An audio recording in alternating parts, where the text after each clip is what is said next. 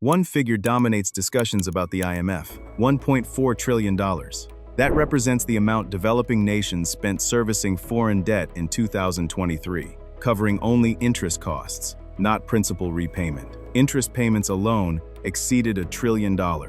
Money that could have constructed schools, roads, and hospitals instead vanished into creditor offices in Washington, London, and Paris. While loan repayments are logical when debt is incurred, that represents only part of the story here. For every dollar of aid delivered to the global south, $14 leave through underpriced exports, overcharged imports, and profits extracted by foreign investors. Over the past 6 decades, $62 trillion was drained from poor and developing nations into banks and firms of first world countries.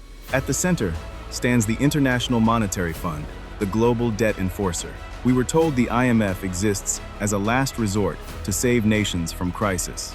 In reality, it chains them to austerity, forcing them to trade sovereignty for survival.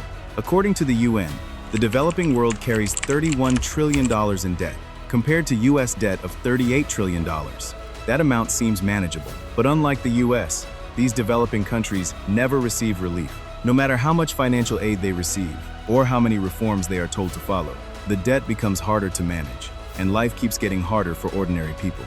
Today, nearly 60% of low-income countries face debt distress, struggling to meet their debt obligations. The scale is staggering because now, many governments spend more money paying interest than funding actual development. Every few years, the same story repeats.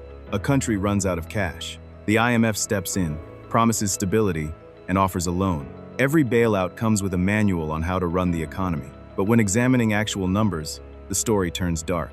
Independent evaluations found that countries under IMF programs grew far less than expected. On average, first-year growth fell 1.5 percentage points below IMF projections.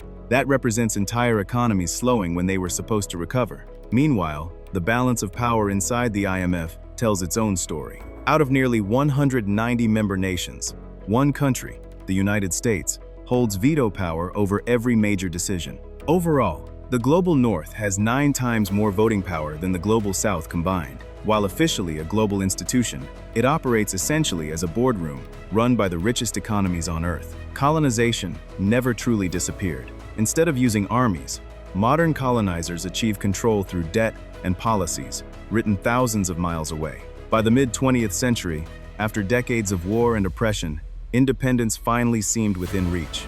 Between 1945 and 1960, many countries across Asia and Africa broke free from European rulers. But freedom on paper does not fix what centuries of extraction destroyed. The borders they inherited were random lines drawn in distant offices. Tribes were split, rivals were forced together, and economies were hollowed out. When freedom came, they had nothing solid to build on. No industry, no infrastructure, no access to capital.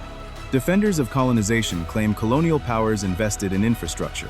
What they omit is that railways and roads built mostly led only to ports, creating an efficient way to extract resources. When independence came, the colonizers left behind debt and division. What do you do when your country is broke before it begins? You borrow.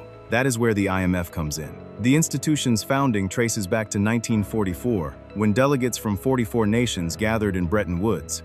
Their mission was to rebuild a post-war world and design a financial system preventing another global collapse.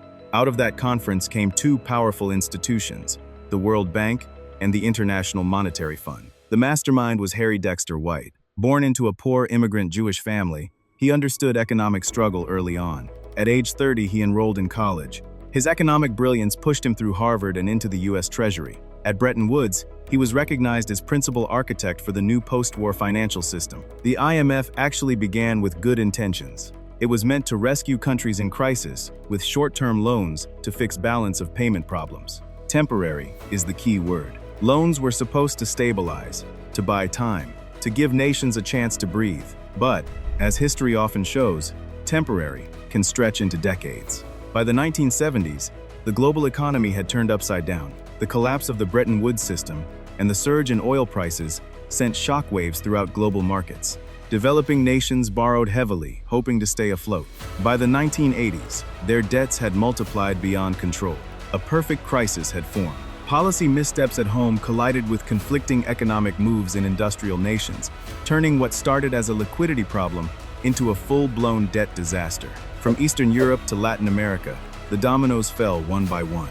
The IMF stepped in with many promises of so-called recovery. In reality, the game had changed. These new deals came with heavier chains. They called them structural adjustment programs, reforms that promised stability but delivered submission. New bailouts pulled countries into a cycle of dependence. Each loan came with new conditions, more reforms, and tighter control. Ironically, governments began shaping budgets around IMF demands instead of their own priorities. This was the birth of what many called the IMF debt trap, where countries could never fully exit IMF oversight once they entered it. Structural adjustment programs became a checklist that every borrowing country had to follow. Governments were told to devalue currency, cut public spending, and privatize state-owned enterprises. Regulations protecting local industries were relaxed. Tax systems were redesigned to assure lenders that repayment would be done on time. Even when these IMF-backed economies showed growth on graphs, the results were hollow. Jobs disappeared, revenues dried up, and local factories could not compete against imported products that poured in once trade barriers were removed. The real winners of these reforms were a tiny circle of business elites tied to export markets and transnational corporations. Criticism of structural adjustment programs grew, but the IMF evolved it into a subtler logic of control under a new label: conditionality. As years passed, the conditions grew harsher. To acquire loans, nations had to cut public spending, raise taxes, and remove subsidies. They were told to privatize industries, reduce social programs, and open markets to foreign investors. Once a nation signed the deal, it rarely had room to say no. Each loan installment depended on meeting new targets. Miss one, the next payment was frozen. With each new condition, control deepened. Structural reforms pushed unemployment up, government revenues down, and costs for basic services sky high. Tax systems, pensions, and social security all became reshaped for repayment, serving lender needs, not public needs. The poorest paid the heaviest toll. Funding for public services was often the first thing to go. Entire generations grew up under austerity. Take Zambia. Between 2018 and 2021, debt repayments jumped from 20% to 38% of the national budget. Funding for healthcare dropped from 9.5% to 8%. Education fell from 17% to just 12%. Today, the IMF has undergone mission creep. It tells countries how to run their economies, what to sell, what to cut, and even how to write their own laws. Each IMF loan comes with a checklist, and every box ticked means less control left for the country itself. Nowhere has that power been felt harder than in Africa, where the so-called reforms left economies gasping for air. There are almost twice as many Africans living in poverty today than decades ago. From 1979 to 1992, the continent's GDP grew by less than 1%. 13 years of reforms and nothing to show for it. The continent's share in world exports fell by more than half. Africa once supplied more than a fifth of developing countries' agricultural exports. By 1990, that dropped to just 8%. In manufacturing, the fall was steeper, from nearly 8% to just above 1%. When markets reopened, foreign giants walked in and bought up ports, utilities, and raw materials. The numbers say it all. $88.6 billion leaves Africa every single year. Nearly 4% of GDP, gone before they can build anything. This capital flight only makes governments more dependent on loans to survive. When the Soviet Union fell, former Soviet economies were told to open up. It was championed as freedom. In reality, it was exploitation wrapped in promises. The IMF formula that once reshaped Africa and Latin America now found a new testing ground: Russia. They called it shock therapy. In 1992, Boris Yeltsin and his team of Western-backed economists flipped the switch overnight. Prices were freed, industries were sold off, and government spending was slashed. The goal was to build a free market fast. The result was economic collapse in modern history. The country went from superpower to survival mode in months. Prices exploded while salaries stayed frozen. Life savings vanished. Poverty skyrocketed. Crime followed, and life expectancy dropped drastically. As the economy burned, a few men got rich picking through the ashes. They bought oil, gas, steel, and banks for cents on the ruble. That is how oligarchs emerged from the ruins. Zambia faced the same playbook under IMF pressure. The country's lifeline was its copper mines, quickly privatized and sold to foreign firms. The promise was efficiency. The reality was unemployment, lost revenue, and a government stripped of control. Those privatizations were carried out under IMF-backed restructuring plans that demanded foreign investment at any cost. The state sold its mines for a fraction of their real worth. Multinational corporations moved in with tax exemptions and profit guarantees, while local ownership vanished. Zambia, once the world's third-largest copper producer, ended up earning less from its exports than Chile did from similar output because most profits flowed overseas. Across the ocean, Argentina followed the same script. In the 1990s, it privatized key industries under IMF guidance. For a short while, money poured in. Then came the crash.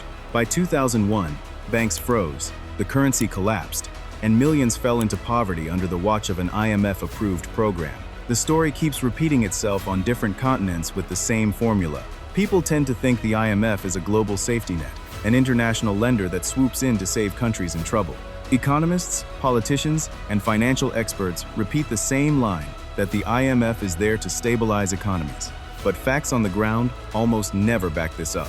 The truth is, the IMF has never been about fixing numbers or balancing budgets. History shows it is essentially part of a much bigger system, designed to protect the interests of the most powerful nations on Earth. When the IMF speaks of reform and stability, the question remains, is it about saving economies or safeguarding the interests of those who already rule them? If that examination of structural power and economic control prompts you to question how global institutions actually serve the world, share it with someone who needs to understand where the trillion-dollar debt payments actually go, and follow along for more stories about the systems that shape nations while claiming to save them.